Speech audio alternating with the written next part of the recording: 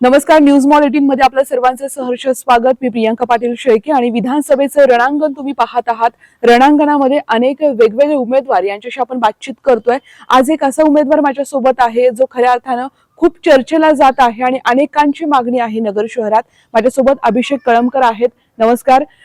खऱ्या अर्थानं शिवस्वराज्य यात्रामध्ये जो जल्लोष बघितलाय आणि त्यानंतर अनेकांच्या ओठी एकच नाव येते आणि पूर्वी देखील जेव्हा विधानसभा लागणार आहेत किंवा विधानसभेची चर्चा सुरू व्हायची तेव्हा बऱ्याच जणांचं म्हणणं असं होतं की हा विधानसभेसाठी कळमकर उतरत आहेत किंवा कळमकर एक नाव चर्चेत आहे. कशी तयारी सुरू आहे आणि आम्ही आता जनसंवाद यात्रा तुमची बघत आहोत की जनसंवाद यात्रेला तुम्ही नवरात्रीपासून सुरुवात केली आहे, कसा प्रतिसाद मिळतोय? एकदम चांगला प्रतिसाद आहे, अतिशय उत्तम प्रतिसाद आहे. जनसंवाद यात्रा म्हणजे याच्या मागे उद्दिष्ट फार क्लिअर आहे.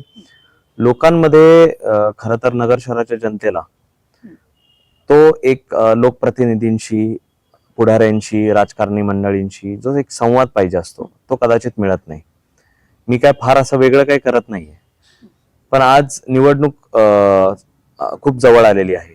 निवडणुकीचा अजेंडा हे लोकांनीच जसं लोकसभेमध्ये हातात घेतला, लोकांनी निवडणूक हातात घेतली, तर ही नगर दक्षिणची जनतेच्या मनामध्ये आल्यावर त्यांनी ठरवल्यावर काय करती हे लोकसभेमध्ये दाखवून दिलं.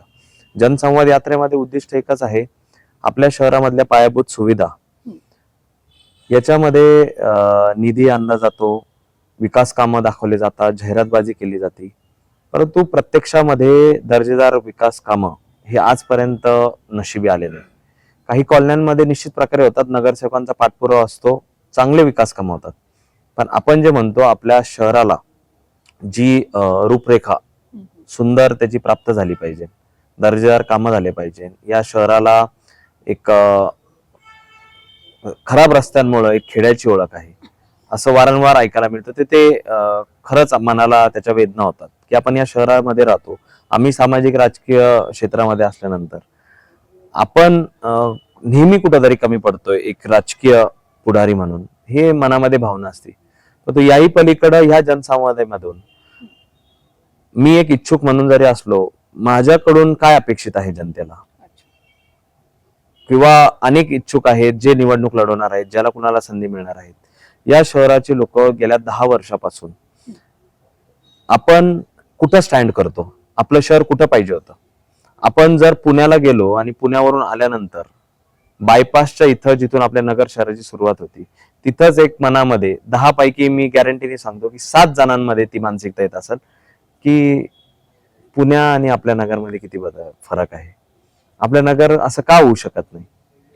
लोकसभेच्या पूर्वी आम्हाला कळमकर जास्त कुठे पाहायला मिळत नव्हते, मात्र जशी नगर दक्षिणची लोकसभा लागली तसे अगदी एक एनर्जेटिक चेहरा, एक नवा चेहरा म्हणून जो काही तुम्ही सगळा मॉब हँडल केला किंवा अगदी निलेश लंकेजींच्या सोबत गदा घेऊन हातात आम्ही तुम्हाला अर्ज भरताना बघितलेला आहे. एकंदरीत कुठे होतात इतक्या दिवस, काय कामं चालू होती किंवा जर तुमच्यासाठी तुम्ही पुढे विधानसभा करताय, एकंदरीत काय करत होते कळमकरजी इतक्या दिवस, कुठे होते असं लोकांचं म्हणणं आहे. मी ज्या वेळेस या राज्यामध्ये काही मोठे बदल झाले, फोडाफोडीचं राजकारण झालं, त्यावेळेस अजितदादा गट हा वेगळा झाला, हा बघायला मिळाला. शिंदे गट वेगळा झाला. पूर्वी मी शिवसेनेत काम करत होतो. शिवसेना म्हणजे एक रिबेल अशी असणारी संघटना आहे आणि याचं फार अतिशय लोकांच्या जनहितासाठी अनिल भैयांनी कशा पद्धतीने काम केलं, आम्ही त्यांच्या विचारावर काम करत होतो, आम्ही आंदोलन करत होतो. ठीक आहे, तुम्हाला अभिषेक कळमकर कमी दिसला असेल, मी माझ्या घरातला एकटा मुलगा आहे. मला जरी दादांचं त्याच्यामध्ये त्यांच्या छत्रछायेत मला काही एक व्यासपीठ त्यांनी निर्माण करून दिलं, सगळं दिलं, परंतु काही फॅमिली रिस्पॉन्सिबिलिटीज पण असतात, काही बिझनेस रिस्पॉन्सिबिलिटीज असतात, त्या काही चालू होत्या आणि आजारपण पण होतं आमच्या घरी, माझे वडील आजारी होते, त्याच्यामुळं मला काय हे कारण सांगायचं नाही. परंतु माझे कामं चालू होते, जिथं लोकांचे प्रश्न होते तिथं आंदोलन केली आम्ही. लोकसभेच्या आधीच हा जो ताब्याचा विषय आहे, हे लोकसभेच्या आधीच निलेश लंकेची उमेदवारी पण जाहीर नव्हती, आम्ही जिल्हाधिकारी कार्यालयावर हे आंदोलन केलं कलेक्टर साहेबांना भेटून. पाण्याचा प्रश्न इतका मोठा होता, आम्ही पाण्यासाठी आंदोलन केलं. जिथं लोकांना तुम्ही बघा याचं हे होतं, एक भ्रष्टाचार उघडकीस आणला होता, आम्ही अशा अनेक गोष्टींवर कामं केलेत. या ठिकाणी विषय विकास कामांचा आहे आणि या सगळ्याच गोष्टींबद्दल आपण बोलतोय. मात्र गेल्या अनेक दिवसांपासून अगदी तुम्ही सांगितलं की लोकसभेच्या पूर्वीपासून गुन्हेगारी असेल, ताबेमारी असेल, अनेक ज्या महिला सुरक्षेच्या गोष्टी असतील, रोजगाराच्या गोष्टी असतील, या गोष्टींवरती बोललं जात आहे. मात्र प्रतिउत्तर काही मिळत नाहीये. कारण अगदी एसपी ऑफिसच्या समोरचं आंदोलन असेल, अगदी नव्यानं आलेल्या ताबेमारीच्या काही घटना असतील, या सगळ्यांना प्रतिउत्तर मिळत नाही. अगदी तुम्ही देखील काही गोष्टींमध्ये तुमच्याकडनं देखील ज्या लोकांची ताबेमारी झाली असेल त्या लोकांशी तुमची बातचीत आहे किंवा तुम्ही त्यांना एक आधार देण्याचं काम करतात. या गोष्टी घडतात पण थांबत का नाहीत किंवा याचं प्रतिउत्तर का मिळत नाही या कुठल्याच गोष्टी? लॉ अँड ऑर्डर, सत्तेचा जे दडपण आहे पोलीस प्रशासनावर, त्याच्यामुळे या गोष्टी थांबत नाहीये. जो अंकुश ठेवला पाहिजे, दुर्दैवाने म्हणावं लागतं कदाचित, एक उदाहरण नेहमी कृष्ण प्रकाश आणि विश्वासराव नांगरे पाटलांचं दिलं जातं. का नाही प्रयत्न केले जाते असे अधिकारी आणण्यासाठी? आम्ही पण आमच्या नेत्याला, आमचा नेता उपमुख्यमंत्री असं आम्ही सांगितलं असतं, साहेब आम्हाला फक्त 1 महिन्यासाठी विश्वासराव नांगरे पाटील द्या याला, किंवा त्यांच्यासारखा द्या, त्यांच्या ट्रेनिंग प्रोग्राम मध्ये असणारा एक असा अधिकारी द्या, आम्ही या शहराची गुंडगिरी संपून टाकू. तुमचा बऱ्याचदा बोलण्यात मनपा येत आहे, महानगरपालिका येते. महानगरपालिकेची कामं कशी चालतात, तुम्ही कसं बघताय त्याच्याकडे? म्हणजे तुमची अनेक आंदोलनं आम्ही बघितलीत, महानगरपालिकेत जाऊन केलेली आंदोलन असेल, वेगवेगळ्या गोष्टींना घेऊन केलेली आंदोलन असतील. कारभारच व्यवस्थित नाहीये की कारभारीच व्यवस्थित नाही? काय म्हणणं आहे तुमचं याबद्दल? काय त्याचं उत्तर देणं म्हणजे, अक्षरशः नगरसेवकांनी ज्या वेळेस जनरल बोर्डची मीटिंग असते सभागृहामध्ये, लोकांचे प्रश्न अतिशय पोट तिडकीने मांडतात. खूप अतिशय बेंबीच्या देठापासून नगरसेवक मांडतात की साहेब, ती मोकाट कुत्र्यांचं बघा, आम्ही आंदोलन केलं, मोकाट कुत्र्यामागे भ्रष्टाचार होतो. कुणाचा ठेका आहे हा? काय आहे? आपल्याकडे एक संस्था असताना पुण्याची कुठली तरी संस्था आणायची वेळ येते आपल्यावर. 1600 रुपये एका कुत्र्याला पकडून त्याचं निर्बीजीकरण केलं जातं पिंपळगावमध्ये. मॅडम, तिथले फोटोग्राफ्स ते आम्ही आणूच पुढं, सापळे आहेत. का सापळे गेले? आपल्यासारखंच एखादा अपघात होता, आपल्याला जे टाके दिले जातात एखादा ते स्टिच हे करायला, तेच थ्रेड वापरलं जातं. इकडे नायलॉनचा थ्रेड वापरला जाते मुक्या जनावरावर. ते मेलं, ते कुत्र, कितीतरी कुत्रे मेलेले आहेत. याच्यावर पैसे खायचं काम चालू आहे. मी जर तक्रार केली, माझ्या इथलं कुत्र पकडून न्या, ते दुसऱ्या गल्लीमध्ये ते दुसरं कुत्र सोडलं जातं, तेच कुत्र पकडून सोडलं जातं. माझ्या तक्रारीचं निराकरण झालं, परत 1 महिन्याने तेच कुत्र इकडे येतात. अशा पद्धतीचा सावळा गोंधळ हा आहे नाही, हा निर्माण केला जातोय, हा दाखवला जातोय. महानगरपालिकेचा जो विषय विचारला आपण, तो अतिशय त्याच्यामध्ये नियोजन नाहीये, आराखडा तयार नसतो. जे चाललंय ते चालू द्या. लोक सहनशील आहेत, लोक सहन करतात. निवडणुकीच्या वेळेस यांना परत भेटू आणि भेटवस्तू देऊ, सहन करतील लोक. भेटवस्तू देऊन आणि लोकांशी इव्हेंट करून तुम्हाला असं वाटतं लोक बदलतील? म्हणजे तुम्ही विरोधक आहात हे मान्य आहे, मात्र लोकांमध्ये फिरताय, जनसंवाद सुरू आहे, गेल्या अनेक लोकसभेपासून ऍक्टिव्ह आहात या सगळ्या प्रोसेसमध्ये, वाटतंय लोकांची मतं बदलतील किंवा लोक चेंज होऊ शकतात? मला या जनसंवाद यात्रेमधून मला जवळजवळ आतापर्यंत 150 पत्र प्राप्त झालेत, लेखी पत्र दिलेत. हो, माझ्या जनसंवाद यात्रेमध्ये हे आहे, नंबर दिलेला आहे मी. त्याच्यामधून लोकांनी मला संपर्क साधून, मला व्हॉट्सअप करून मला पत्र दिलेत. आम्हाला कदाचित बोलता नाही आलं, आम्ही भीतीच्या सावटाखाली आहेत, पण आम्हाला ही परिस्थिती बदलायची आहे, ही भावना आहे लोकांची. इतकी भीषण परिस्थिती शहरात का बरं निर्माण झाली असेल की लोक बोलत नाहीयेत किंवा लोकांना भीती वाटते, एक दहशत आहे? त्यांना अपोजिट करणारी मंडळी आहेत, त्यांच्याजवळ पण बोलण्यासाठी त्यांना अगदी पत्र लिहायची वेळ येते. इतकं भयावह परिस्थिती का निर्माण झाली असेल शहरात? नेमकं का अशा गोष्टी होतात? इतकं मोठं दडपण काय येते लोकांना? काय होऊ शकतं? मॅडम, मर्डर केसेस आहेत, अवैध धंद्यातून मर्डर केसेस आहेत, जागेच्या विषयावरून मर्डर केसेस झालेत, गंभीर गुन्हे दाखल आहेत, 326, 307. कुठं कुणी कट्टा काढला, कुणी कोयता काढला. काय आहे हे सगळं? लंके साहेबांनी उपोषण केलं काही दिवसापूर्वी. 27 आणि 30 कोटी रुपये चा विषय निघतो. एवढे हप्ते गोळा होतात. पोलीस प्रशासनाबद्दल काही बोलायचं नाहीये. काही ठराविक अधिकारी ज्याच्यामध्ये आहेत. ह्या सगळ्या गोष्टींना पाठीशी कोण घालतं? आमदार म्हणून माणूस निवडून जातो मॅडम, ज्या वेळेस त्याला काही ड्रेनेजचे झाकणं बनवण्यासाठी पाणी मुबलक मिळालं पाहिजे, त्यासाठी स्ट्रीट लाईट लागली पाहिजे, त्यासाठी आमदार निवडत नाही. लोक यासाठी निवडतात की आमचे जे सामाजिक जे महत्वाचे प्रश्न आहेत या शहराशी निगडीत, आम्हाला एक नागरिक म्हणून ज्या सुविधा राज्य पातळीच्या ज्या मिळायला पाहिजे महाराष्ट्र शासनाकडून, त्या मिळायला पाहिजे. सामाजिक व्यवस्था येते, सामाजिक स्वास्थ्य येतं, आरोग्य येतं, शिक्षण येतं. यासाठी काही काम गेले की नाही? हे सगळे विषय आहेत. पुढे बोलूयात. आता एक गंभीरतेने थोडा एक प्रश्न विचारतेय तुम्हाला, कारण की तुम्ही काही वर्षांपूर्वी सोबत होतात, बरोबर होतात, कामही सोबत केलेलं आहे. तेव्हाचा तो व्यक्ती ना आत्ताचा हा व्यक्ती, तुमची विचारसरणी एक वेगळी आहे की तुम्ही लोकांच्या संवेदना समजून घेताय. राजकारण असेल किंवा मतदान असेल किंवा विधानसभा असेल, या सगळ्या गोष्टी बाजूला सोडून तुम्ही सांगता लोकांना त्रास होतोय तो जाणून घ्यायचा आहे. तो व्यक्ती आहे असंच आहे की फार बदललाय? नाही, असं नाहीये काही. त्यावेळेस आणि ह्या वेळेस ही अशी परिस्थिती नाहीये. कदाचित मी पॉवर मध्ये होतो आणि मला त्यावेळेस लोकांचे प्रश्न समजत नव्हते, किंवा आत्ता मी विरोधकाच्या भूमिकेमध्ये आणि म्हणून मला प्रश्न खूप सारे समजतात.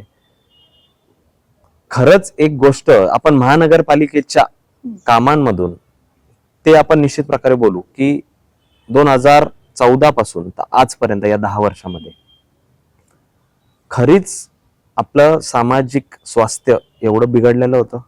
लोक 9च्या नंतर त्यावेळेस खरंच बाहेर जायला, एखादी मुलगी अकॅडमीमध्ये शिक्षण घेते, कोचिंग क्लासेसला आहे, तिची आई खरंच घाबरत होती की ती 9च्या आत आली पाहिजे घरी. त्या आईचा मुलगा कुठं टवाळकी करत, कुठं एखाद्या चौकामध्ये, कुठं दारूच्या याच्यामध्ये कुठंतरी बेधुंद आहे याची काळजी वाटत होती. त्याच्यातून काही अपघात घडायला वाटत होतं. एक्स्ट्रा आपल्याला सिक्युरिटी, आपल्या घराला 2-2 लॉक चॅनल लावायची गरज पडत होती, सीसीटीव्ही बसवायची गरज पडत होती. एवढे गुन्हेगारी इतकी वाढली. त्या गुन्हेगारीच्या याच्यामुळं शहराची गुन्हेगारी का वाढली? बेरोजगारी असं कारण वाटत नाहीये का तुम्हाला? एक ठराविक जणांना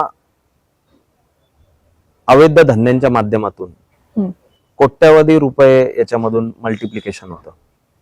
बिंगो, मटका, जुगार, बऱ्याचशा काही गोष्टी आहेत, म्हणजे अजून कितीतरी आहेत. ह्या सगळ्या अवैध जे धंदे आहेत त्याच्यामधून ठराविक आपले कार्यकर्ते, आपले जवळचे पंटर लोक मोठे करणे, आणि हेच पंटर लोक त्या भागाचे डॉन म्हणून वावरतात, आणि ते त्याच्या खाली त्यांच्याच विचारसरणीचे तुकार मंडळी त्या ठिकाणी अजून तयार करण्याच्या माध्यमातून त्या नेत्यांचे काम करतात, आणि ते कार्यकर्ते संबोधले जातात, आणि लोक त्यांच्याच ह्या सुशिक्षित आपल्या नेत्याचे कार्यकर्ते म्हणून लोकांचा गैरसमज होतो, आणि ठिकठिकाणी अवैध धंदे त्यांच्या माध्यमातून. आणि अवैध धंदे तर मला नाही वाटत की ग्रॅज्युएट माणूस कोणी करत असेल किंवा एकदम सुशिक्षित माणूस कोणी करत असेल. कळमकर सर, तुम्ही सगळ्या गोष्टींबद्दल बोलताय. शहरात जे काही अवैध धंदे आहेत त्याबद्दल आपण बोलताय. नुकतंच शहराचं नाव बदललंय, अहिल्यानगर हे नाव झालेलं आहे. आता ह्या नाव बदलल्यानंतर शहराची जबाबदारी वाढत आहे या गोष्टी थांबवण्यासाठी किंवा ह्या गोष्टी बंद करण्यासाठी, कारण शहराचं नाव आता एका कुठल्या तरी पुण्यश्लोक देवींचं नाव आहे.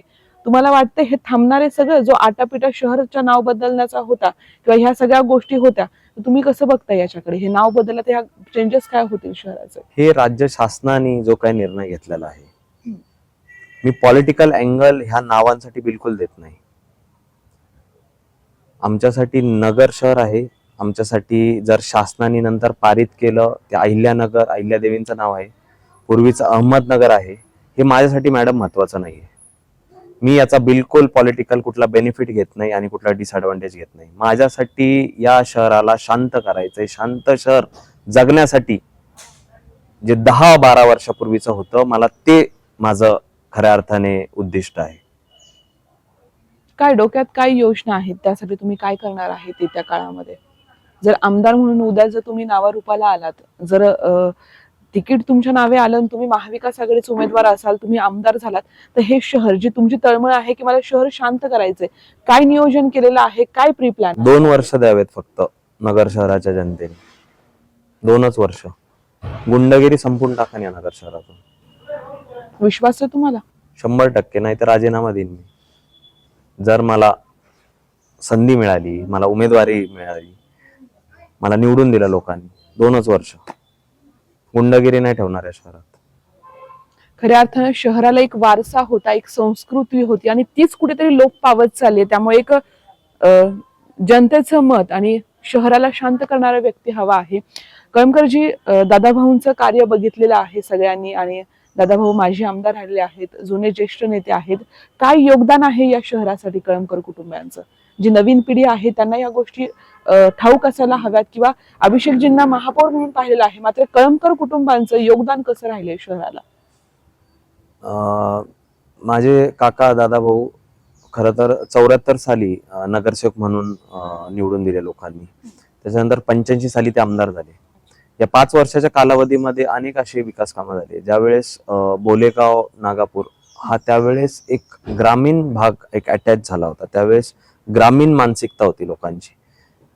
तिथं त्या लोकांसाठी पाणी पुरवठा किंवा त्यांचं जे पाण्याचं जो प्रश्न होता तो मार्गी लावला होता. तारकपूर बस स्टँड हे दादांनी आणलेलं आहे. पॉलिटेक जे कॉलेज आहे चाणक्य चौकामधलं, ते दादांच्या काळात आलेलं आहे.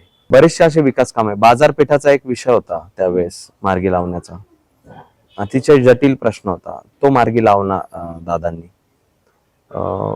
झोपडपट्टीमध्ये राहणारे जे अल्पभूधारक आहेत त्या लोकांसाठी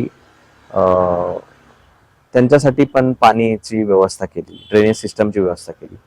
त्यानंतर आघाडीचा सरकार आलं 1999 ते 2004 सालापर्यंत होतं. त्यावेळेस किती फंड आणले गेले. त्यावेळेस मला असं वाटतं दिलीप वळसे पाटील हे पालकमंत्री होते, त्यांच्या माध्यमातून अनेक फंड झाले. त्यावेळेस या शहराला जे मला असं वाटतं एक मोठा फंड आला होता आणि तो फंडचा एलोकेशन त्यावेळेस गुंतलेलं होतं बऱ्याचशा. ते पण दादांनी बऱ्याचशा सगळ्या विविध पक्षातल्या लोकांना सोबत घेऊन विकास कामं केलेली आहेत. कळमकरजी, आता विधानसभेत महाविकास आघाडीचा चेहरा कोण असेल हे अद्यापही ठरलेलं नाहीये. या ठिकाणी मशाल म्हणजे शिवसेना देखील दावा करते उमेदवारीसाठी आणि तुम्ही देखील आग्रही आहात तुतारीकडनं उमेदवारीसाठी. जर हे बाय चान्स जर तुतारी मशालकडे गेलं उमेदवारी, तर मग तुम्ही काम करणार की तुम्ही अपक्ष? तुमचं काय नियोजन आहे पुढे? येत्या काळात काय होऊ शकतं? का नाही काम करायचं. फक्त आमचा एक बैठक झालेली आहे महत्वाची, त्याच्यामध्ये आम्ही सगळे इच्छुक होतो. ज्याला कुणाला संधी मिळेल त्याच्या पाठीशी राहणे असं एकमत त्यावेळेस झालेलं आहे. ते प्रेस रिलीज नाही झालं, पेपर आउट नाही झालं, पण आमचं एकमत झालेलं आहे. ते सन्माननीय गाडे सर जे आहेत जिल्हा प्रमुख शिवसेनेचे आणि दादाभाऊ यांच्या प्रमुख उपस्थितीमध्ये पार पडला. आम्ही बाकीचे सगळे जण होतो. खऱ्या अर्थानं ही एकजूट महाविकास आघाडीची त्यांनी सांगितलेली आहे आणि बदल दिसेल हा विश्वास त्यांनी दिला. नगरकरांना काय आव्हान कराल? कारण आता विधानसभाचं रणांगण आहे, येत्या काळामध्ये अगदी फास्ट सगळ्या घडामोडी या ठिकाणी होणार आहेत.